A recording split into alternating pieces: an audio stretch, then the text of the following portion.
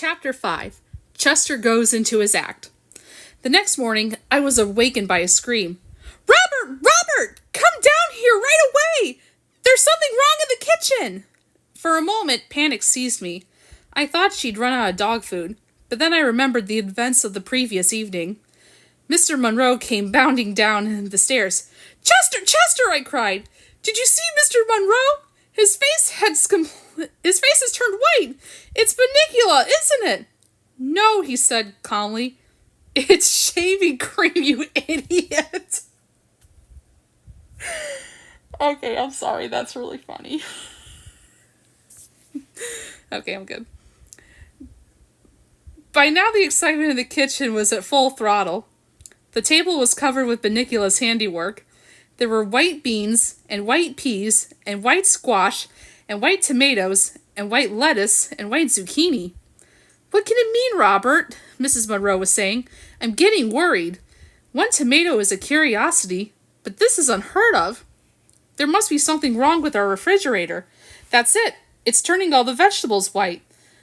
"But look," she said. "I left these tomatoes on the windowsill, and they're white too. And the squash I left in the bowl, on the table." At that moment, Pete and Toby came into the kitchen. "Holy cow, what's going on?" "Hey, maybe it's a vegetable blight, Mom." "Could that be, Robert? Did you ever hear of anything like that?" "Well, no, actually. That is, I've heard of blight, but nothing like this." Chester leaned my way. "This will take forever if we leave it up to them. Sometimes human beings can be so slow." I started to answer him, but he was heading for the table. "What about that friend of yours in the agricultural department?" "Oh, Tom Cragen? Could we call him and ask him if we're doing something wrong?" "It's DDT, Mom," Peter interjected. "I know about this stuff. It's because you buy vegetables that aren't organic." "All vegetables are organic, Peter," Mrs. Monroe replied. "That's not what my teacher says. See, Toby, I told you this would happen. They're using chemicals on our food, and if you're not careful, you'll turn white too." "Like Dad?" "Robert, couldn't you take that shaving cream off your face?" "Oh, yes, of course. Where's my towel? I know I brought it down with me." For that matter, where was Chester? I'd seen him going toward the table, but I'd lost track of him listening to all that talk about DDT. I just hope they didn't use any of that stuff where they grew chocolate cupcakes. "Pete, did you take my towel?" "Why would I take your towel, Dad? I don't shave." Just then the door swung open. I could not believe my eyes. There was Chester with Mr. Monroe's towel draped across his back and tied under his neck like a cape. That was strange enough, but on his face was an expression that sent chills down my spine. His eyes were wide and staring, the corners of his mouth were pulled back in an evil grimace, his teeth were bared and gleaming in the morning light. He cackled menacingly and threw back his head, as if he were laughing at all of us. I thought he'd completely lost his mind. "There's my towel. What's the matter, Chester? Were you cold?" Mr. Monroe bent down to take the towel from Chester. Before he could lay his hands on it, Chester flipped over onto his back, closed his eyes, and folded his paws over his chest. It was a hideous sight. He opened his eyes wide, with paws outstretched. He slowly lifted his head. His eyes glazed and vacant. Soon the upper half of his body followed, all in one smooth flow, until he was in a sitting position. "Hey, Dad, did you leave your brandy glass out last night? Chester is acting a little weird." "Well, son, cats are funny creatures." I glanced at Chester. He wasn't laughing. "Psst, Chester, what are you up to?" "I'm a vampire, you dolt. Can't you tell? I'm trying to warn them." "Well, it's not working.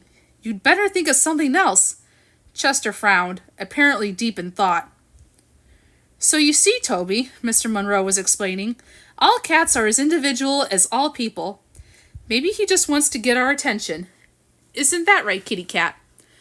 Ordinarily, Chester would have left the room upon being called kitty cat, but he was lost in thought.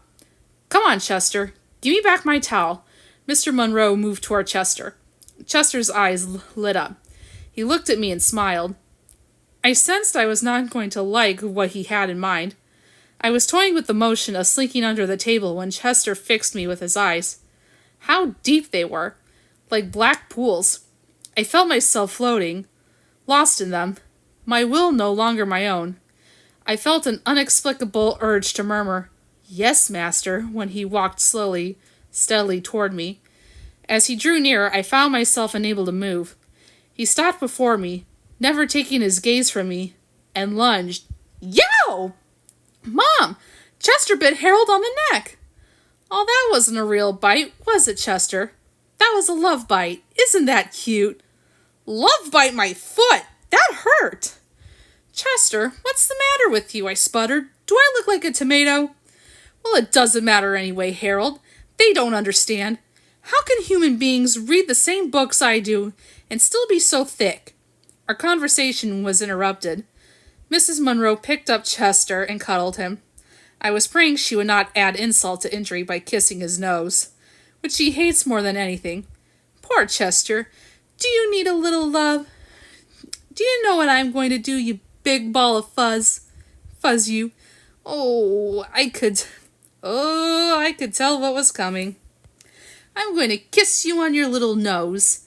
Yep, I could tell that was coming all right. Chester knew better than to resist. He went limp in Mrs. Monroe's arms. Mr. Monroe took his towel off Chester. I still don't know why he's wearing my towel, he said. I think he must be cold, dear. Here's your towel. Why don't you get his kitty sweater? Chester looked ill. And he can wear that all day.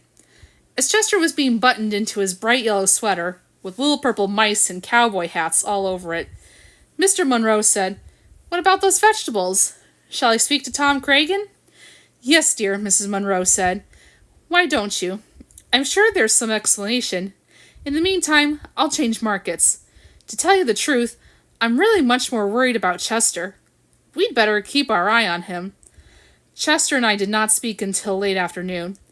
I was busy nursing my neck, and Chester was busy hiding under the sofa, too embarrassed to be seen.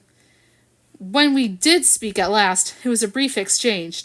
Hey, Chester, I called when he finally crawled out from under. We don't have to worry about any vampire bunnies anymore. All you have to do is stand outside his cage in that sweater, and he'll laugh himself to death. Chester was not amused. That's right. Make fun. All of you. No one understands. I tried to warn them, and they wouldn't heed. Now I'm going to take matters into my own hands. Whereupon Chester and his 16 purple mice went into the kitchen for dinner. What do you guys think he's going to do? Figure it out and join me for the next chapter.